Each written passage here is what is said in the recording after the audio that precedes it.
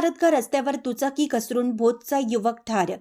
कोसळलेल्या विहिरीजवळील घटना. कारतका भोज मार्गावर कोसळलेल्या विहिरीजवळील संरक्षक बॅरिकेडचा अंदाज न आल्यामुळे व दुचाकी घसरून झालेल्या अपघातात एक उमदा तरुण ठार झाला.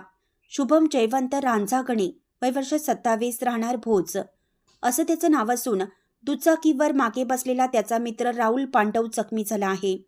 घटनेची नोंद सदलगा पोलिसात झाली आहे. घटनास्थळ व पोलिसांकडून समजलेली अधिक माहिती अशी की कारतका भोज मार्गाला लागून असलेल्या शेतात विहीर बांधकाम सुरू आहे. विहीर बांधकामासाठी भोज कारतका मार्गावर वाळू व खडी टाकल्याने शुभमचा दुचाकीवरील ताबा सुटल्याने त्याच्यासह मागील बसलेला राहुल पांडव खाली कोसळल्याने जखमी झाला.